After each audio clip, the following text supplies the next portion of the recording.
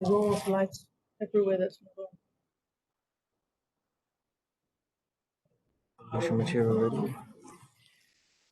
No, I have to put up the material, isn't it? So nothing is on, is it?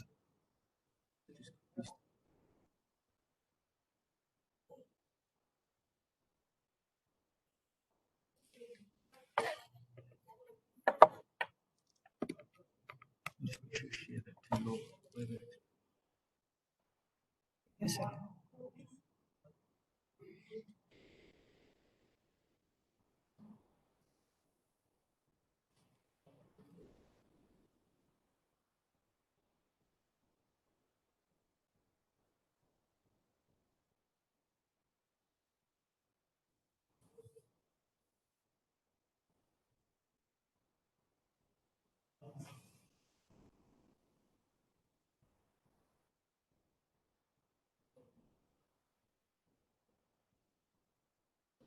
You see the screen?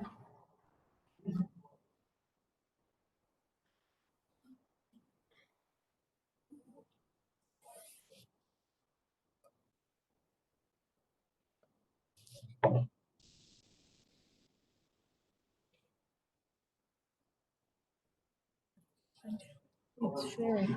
Yeah.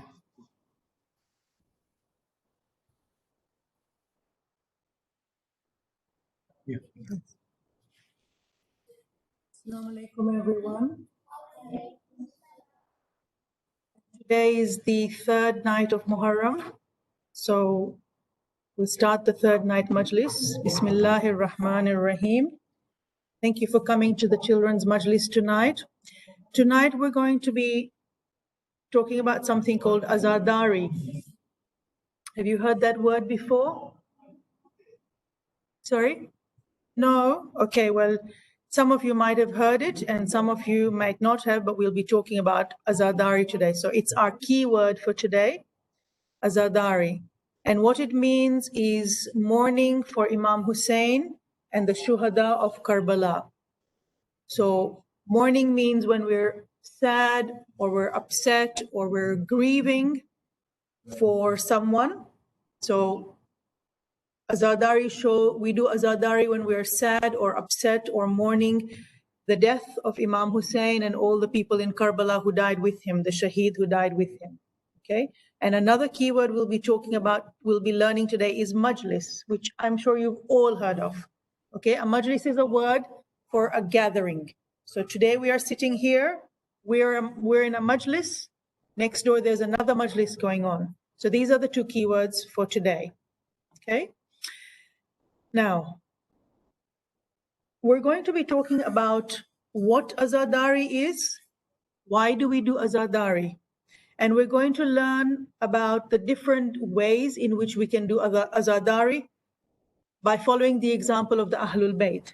So after Ashura and after the events at Karbala took place, the members of the Ahlul Bayt who were remaining performed azadari. They showed their mourning for Imam Hussein, for the death of Imam Hussein and the others who had died in Karbala. And we will look at the different ways in which they carried out azadari. So what is azadari? Azadari is a Farsi word which means mourning. I've explained what mourning is. You all know what that is. It's when we are sad or we show sorrow or grief at the death or loss of someone. And azadari, the Farsi word itself comes from an Arabic word, which is aza, which means to be sad or to mourn. So it's a natural human response. It's natural for us when we lose someone that we love or someone we care about or something happens that makes us sad, we mourn, we cry. And just like when we can be happy or excited, we all have different ways of showing our grief, our sorrow, our sadness. Some of us might just be quiet, not want to talk to people, not want to talk to our friends or our family. Some of us may cry. Some of us may get very upset and shout or be rude or mean because we just feel really, really bad.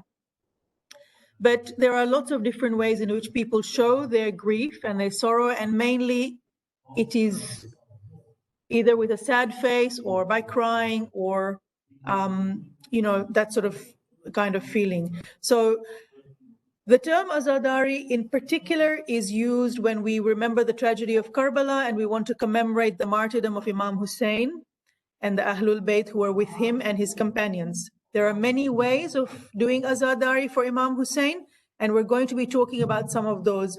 And these were the ways that the Ahlul Bayt showed azadari. They include narration, poetry, weeping, and ziara. So these are 4 different ways, and we'll be talking about those today.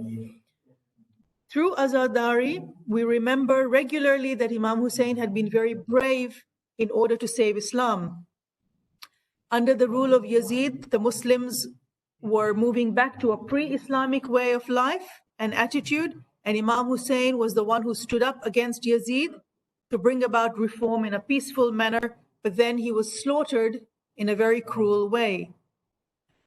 Always remembering him, especially during the months of Muharram and Safar, reminds us of Imam Hussein's sacrifice.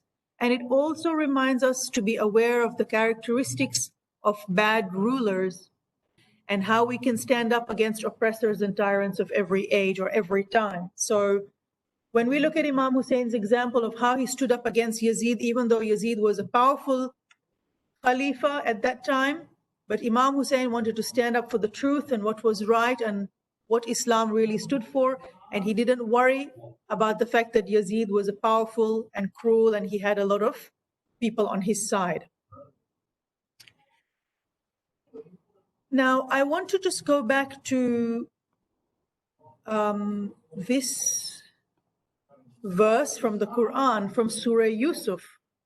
Now, in this verse, Allah says, Bismillahir Rahmanir Rahim, and he turned away from them and he said, Alas, my grief for Yusuf, and his eyes were white with the sorrow that he was suppressing.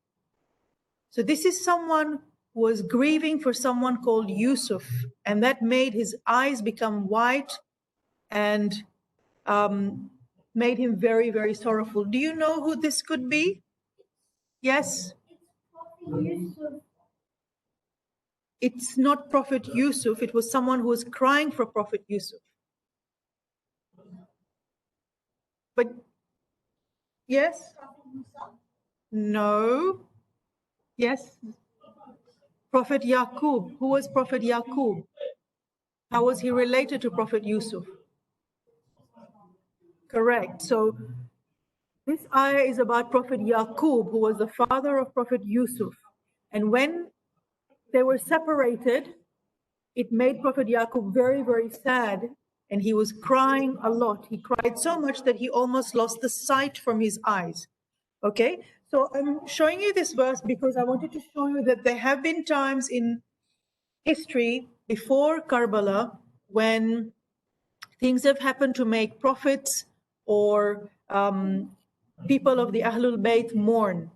This is an example of Prophet Yaqub mourning for the loss or the separation from his son, Prophet Yusuf.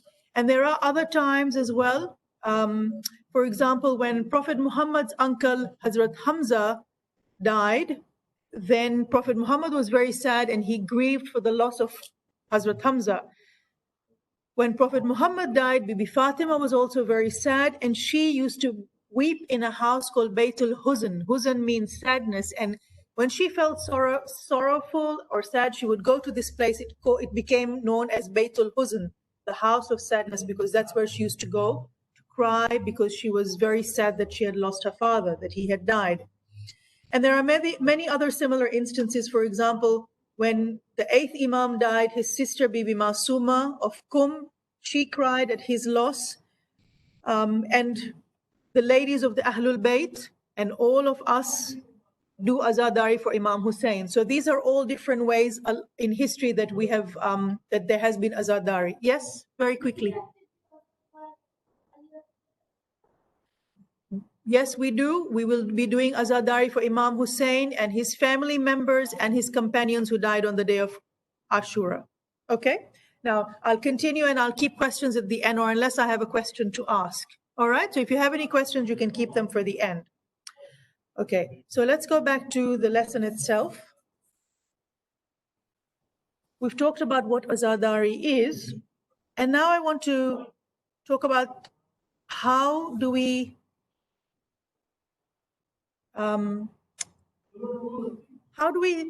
send messages, or how do we share information? Have you all heard of Chinese whispers? Okay, it's a game in which people sit together in a circle and one person might have a sentence to say and you have to say it in someone's ear. The person sitting next to you, you say it in their ears, and then they will say it in the person sitting next to them. So we could have tried it, but we can't today because of social distancing. But you could try it at home with your brothers and sisters and parents, if you like, just to see how it works. So you might start with a sentence like, my cat loves to eat barbecue chicken. So I might tell Cheyenne that in his ear, and then he will tell his brother, and he will tell Danya, and Danya would tell Sakina, and it will go all the way around and come back to Masuma. And then Masuma will tell me what she heard. And it might not sound like my cat likes to eat barbecue chicken. It could be my parrot likes to eat boiled chickpeas. I don't know. You could try it at home and see. But it's very well known that when you play Chinese whispers, the message that begins at the beginning of the circle isn't always the one that comes out at the end. What does that tell us about how people say things and how people hear things? What does the game of Chinese whispers show us? Danya, how about you tell me?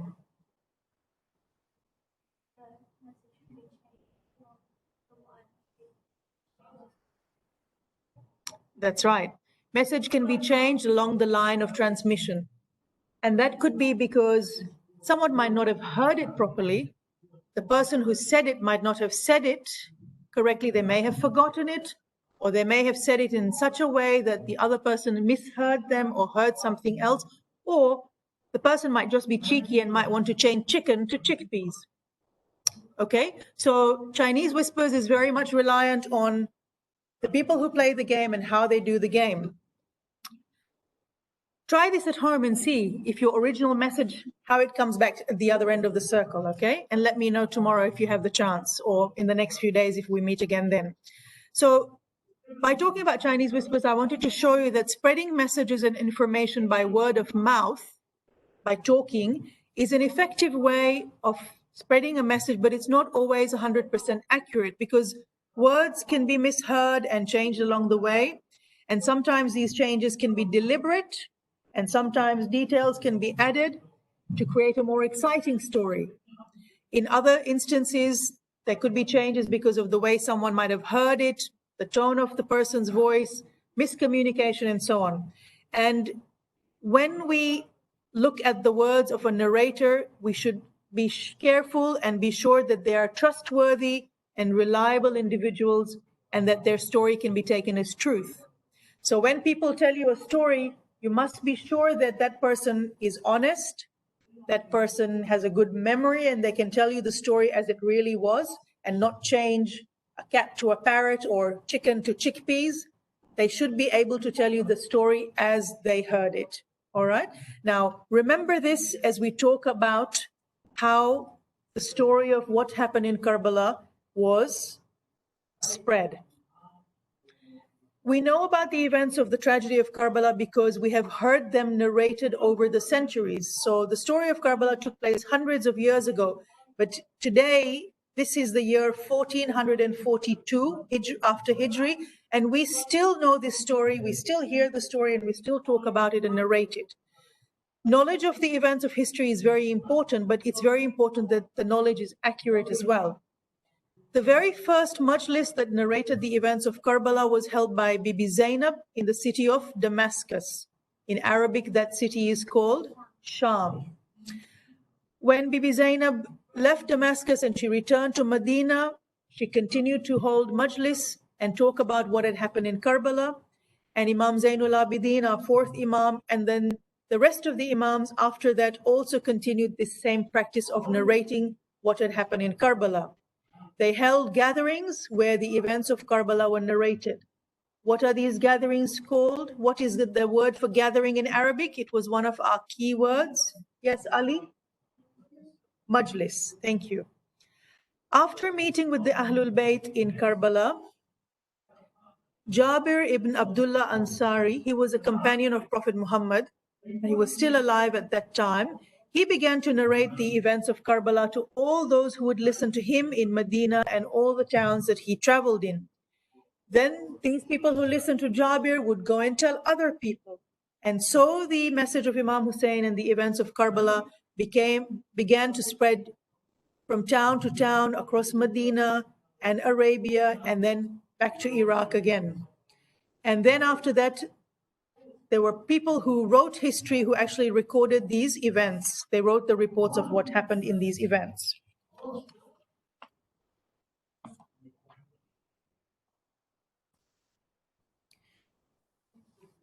Now, I want us to think a little bit. When we hear something from history, you all learn history at school, right? When you're learning history and you hear something which you're not sure about, you shouldn't be afraid to ask questions. And you can also do research. You can Google things. You can look in books or on the computer and find out more about that if you're not sure about something. You can do your own research to find out the truth. On the day of Ashura in Karbala, there were people who were present who didn't fight with Imam Hussein or with Yazid, but they were reporters. And what they did was they wrote down the events that were taking place. Their job was to be reporters or narrators, and they wrote down the story of what happened. The narrations of the Ahlul Bayt, what the Ahlul Bayt said and did that day, and the written documents of the events of Karbala are taken as records and shared amongst the Shia community today. Imam Ali al-Rida established the first majlis to commemorate the martyrdom of Imam Hussein in Persia, because Imam Rida went to live in Iran for a while. Today, that country is called Iran, but at that time, it was Persia. So he had to move away from Arabia and go to Persia. And when he went to Persia, it was 201 after Hijri. And when he went there, he talked about what had happened in Karbala. So he narrated the events for the first time there.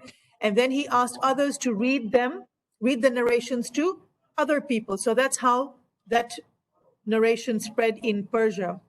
He also asked poets such as Abdullah ibn Thabit and someone called Dhi'bil to recite poetry of the tragic events of Karbala.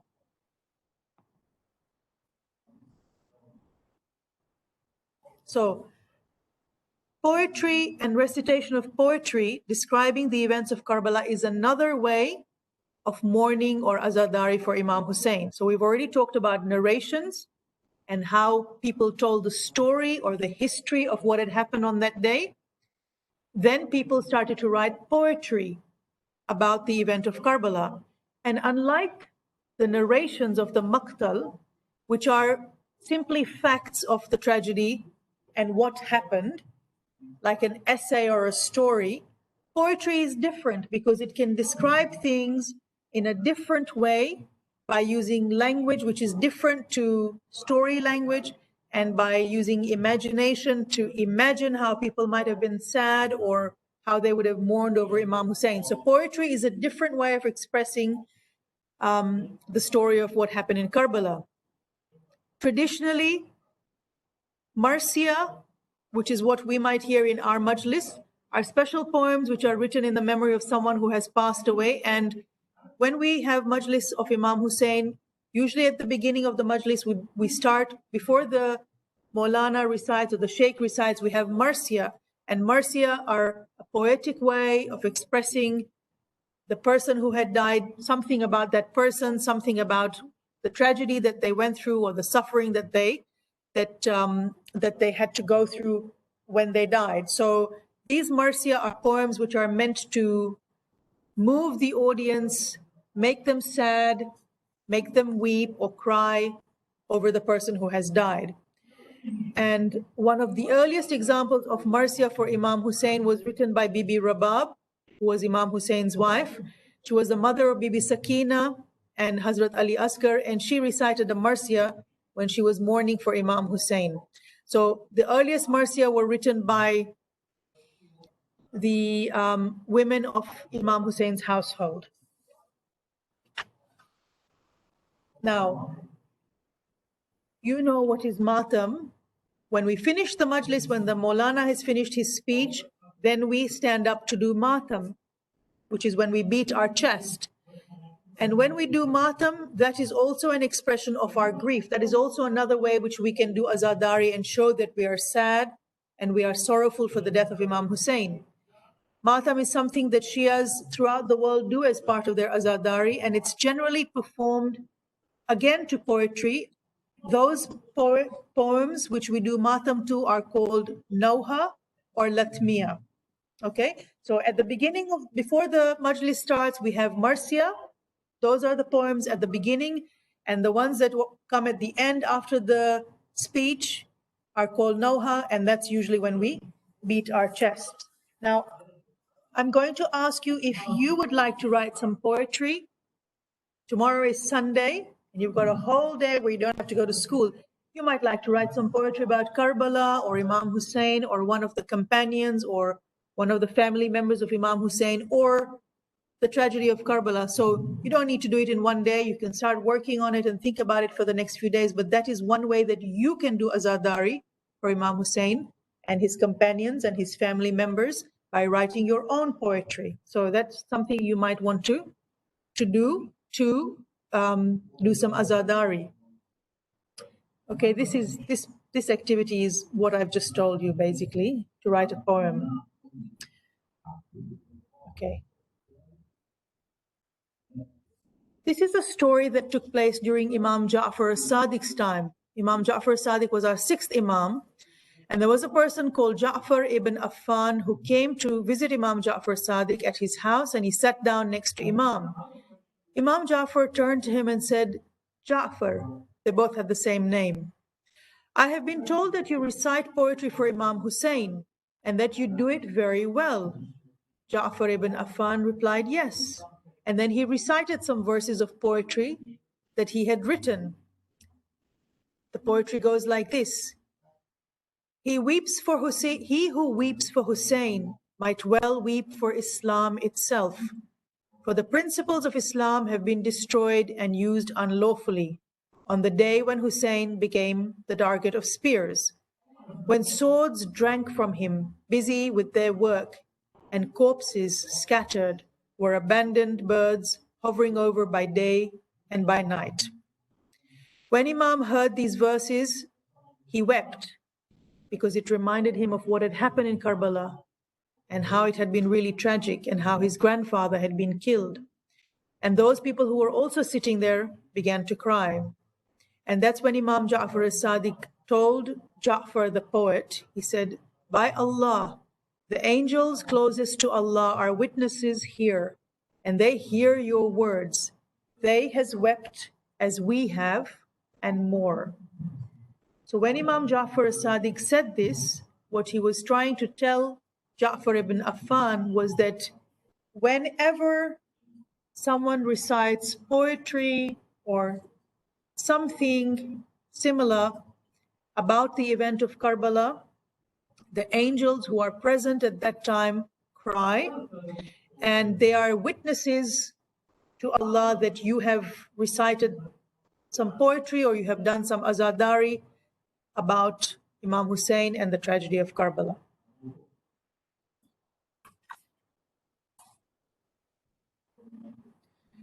Why should we weep and cry for Imam Hussein?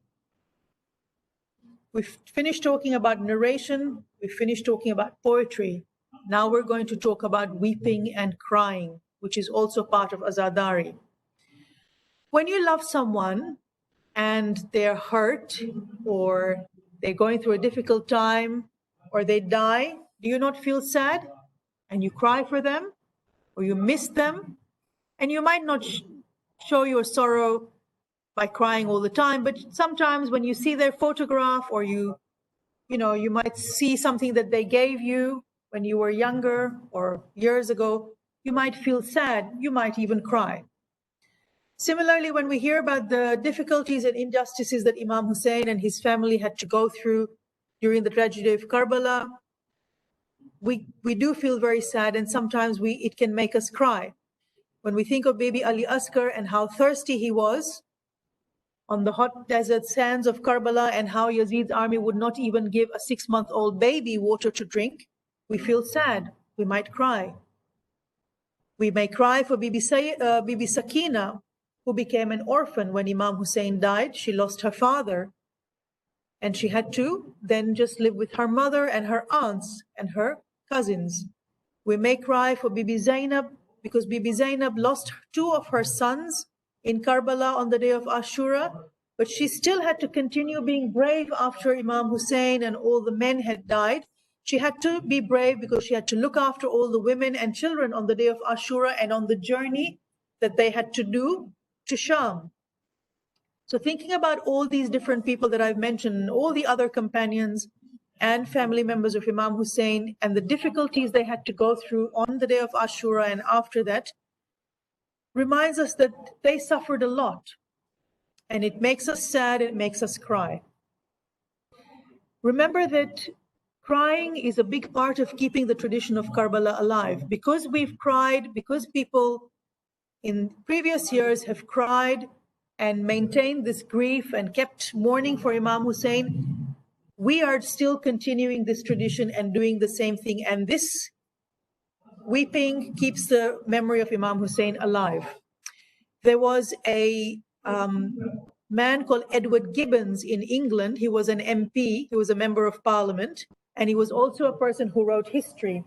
And he said that in a distant age and climate, that means far, far away, some other time in the future, the tragic scene of the death of Hussein will awaken the sympathy of the coldest reader. So even though he was an Englishman, he had read about what had happened in Iraq, in Karbala, to Imam Hussein and his family, the women in his household, his companions, and how cruelly they had been killed. They had been kept thirsty for days, and then they were martyred. He said that when people many, many hundreds of years later in different countries will hear about this story, it will make even the most hard person, the strongest person, feel sorrow and sadness.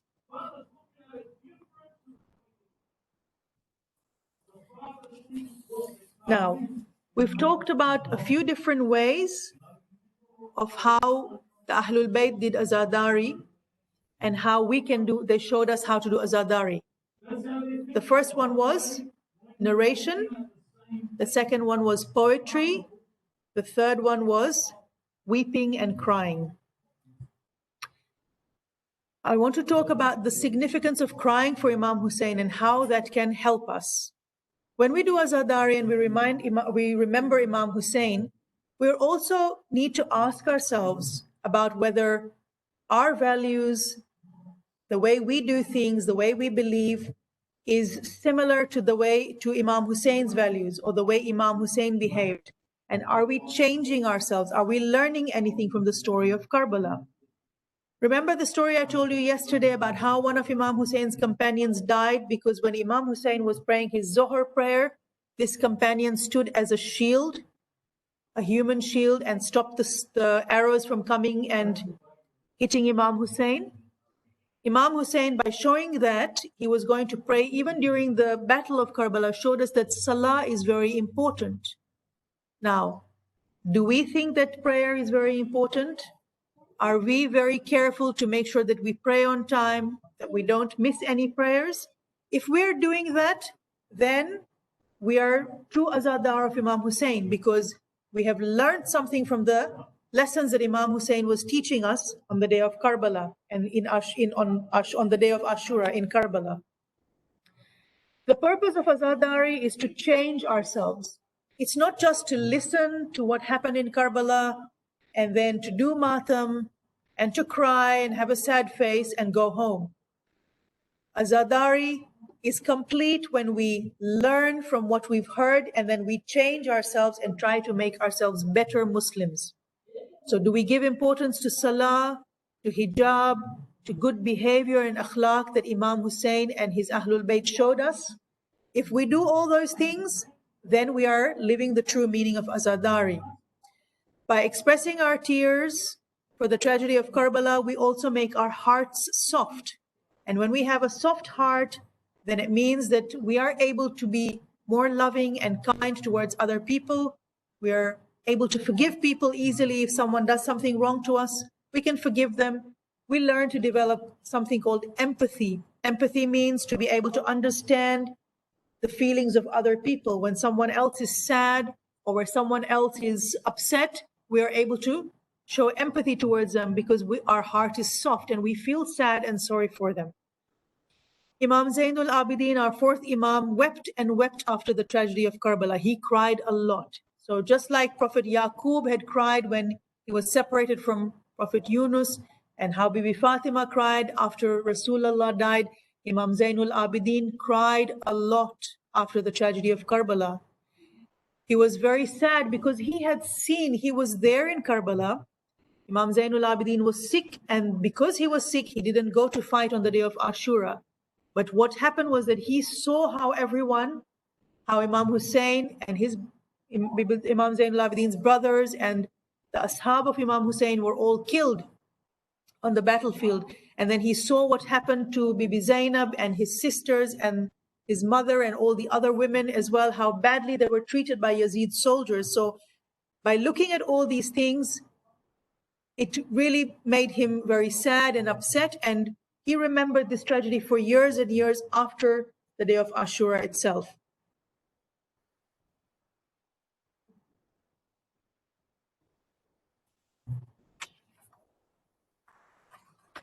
Now, the last way that we can show azadari is by doing something called Ziara. And Ziara is of two types.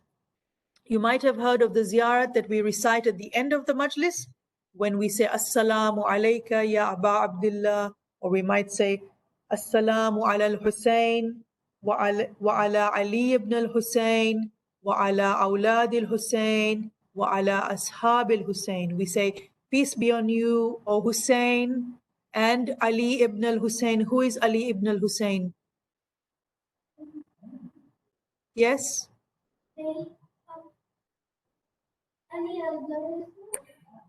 Well, it could be, but Imam Hussein had a few sons whose names were Ali. But this one in particular is referring to Imam Ali Zainul Abidin. Okay, so there was Imam Ali Zainul Abidin, there was Hazrat Ali Asghar, there was Hazrat Ali Akbar. So Imam Hussein had a few sons whose names were Ali, but in this ziyarah, we are also, in particular, we are referring to Imam Zainul Abidin. We will refer to Hazrat Ali Akbar and Hazrat Ali Asghar by their names later as well. And then wa'ala awlad al-Hussein. Awlad means children. So we say, peace be on you, O children of Hussein. Wa'ala ashab al-Hussein. What is ashab? Do you remember? We learned that yesterday.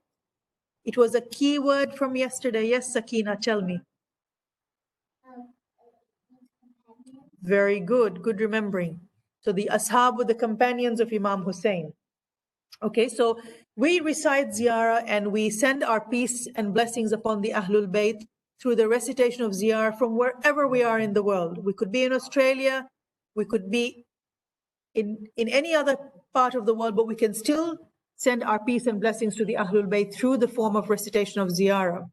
And then we could also travel physically. Well, at the moment, we can't travel, but when we are able to travel on planes and so on, we can go for Ziara physically to Iraq, where Karbala is. We can go to Saudi Arabia, where some of our Imams and the Prophet is buried. We could go to Syria, where Bibi Zainab has her shrine. And we can visit the shrines and the mosques of the Ahlul Bayt. Traveling for Ziara is a spiritual journey through which we can learn to gain some spirituality and purify ourselves. And through going for Ziara, we have the opportunity to honor the Ahlul Bayt and to renew our pledge, give them our allegiance, and accept them as our guides and our examples to follow and model our lives around. We can express our love and loyalty towards them, and we can become more spiritual. We can gain in our belief and our faith. And through Ziara, we can also ask our prayers or our hajat, our wishes from Allah in these particular holy shrines when we go to visit those mosques where Ahlul Bayt are buried. We can go and do our special prayers and ask for our wishes to Allah in those places. The dua is very effective when we are in those places. And if we can't go there, by reciting ziyarah from here, we can then also attach our duas at the end of the ziyarah so that Allah will listen to our dua and our wishes.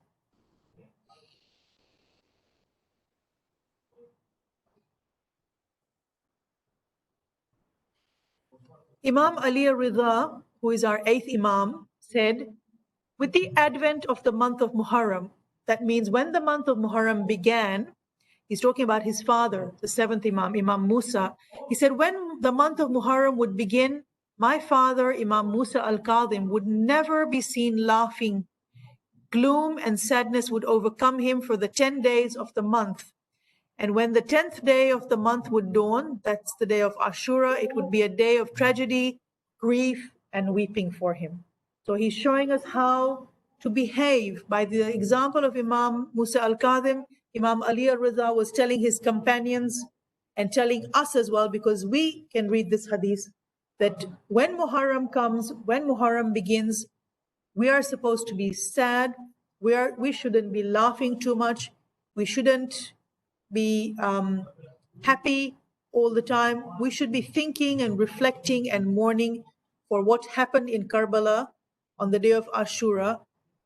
When the day of Ashura comes, then it's a day of tragedy and grief and weeping. There is a ziyarat called Ziyarat al-Nahiya, which we recite on the day of Ashura. That ziyarat, in that ziyarat, Imam Mahdi, who is our Imam, describes what had happened on the day of Ashura and the pain and Imam Hussein and his family had gone through on that day. Okay, now just a few facts that you might want to learn about the day of Ashura. So, you know, on the day of Ashura, fasting is makruh. We are not allowed to fast, but it is mustahab to do a half-day fast. So from the morning till Asr time, we do what is called a faka. And that means that we don't eat or drink from dawn till Asr time. Why do you think we do that?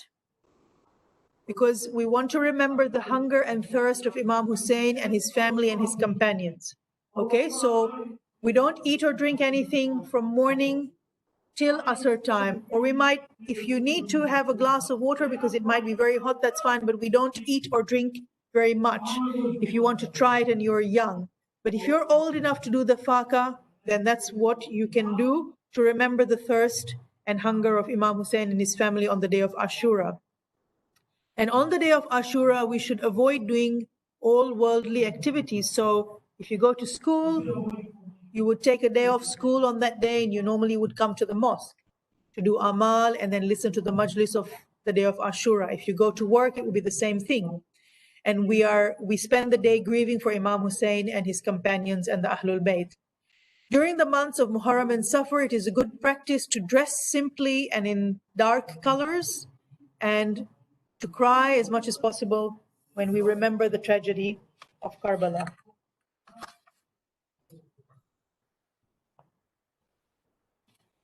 So,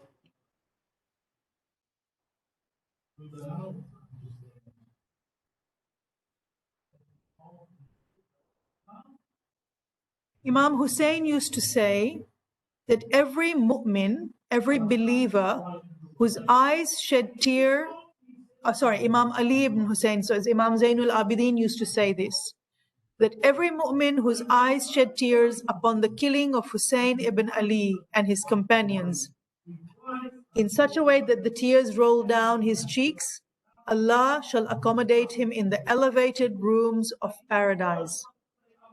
This means that if someone cries when they hear the story of Hussein and Hussein's family and Hussein's companions, in such a way that tears come rolling down his cheeks or her cheeks, then Allah will make sure that that person gets a place in Jannah. But remember what we discussed earlier, that azadari is not just about crying and then not doing the things Imam Hussein said. By saying this, Imam Zainul Abidin meant that the person who really cries and really feels a deep sorrow of the pain of Imam Hussein and then puts it into action is the type of person that will go to Jannah, because Allah will see that those tears were followed by action.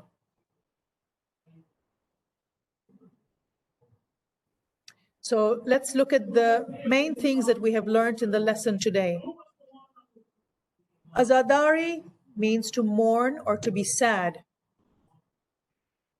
It refers to the commemoration of the martyrdom of Imam Hussein and his companions and his family members on Karbala, and the bad treatment that his family received. Performing azadari has a great reward from Allah, and regularly performing azadari reminds us of the sacrifice of the family of Rasulullah and the importance of keeping up the good values that they taught us, like justice, kindness, and good akhlaq. The Ahlul Bayt performed azadari by narrating the events of the tragedy of Karbala. They recited poetry, they wept, and they did Ziara of Imam Hussein and his companions.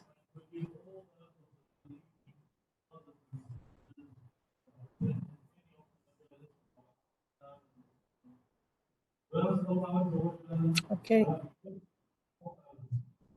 So with that, we're going to end today's lesson. Thank you for coming tonight. And I have some sheets here. If anybody would like to collect the sheets from me.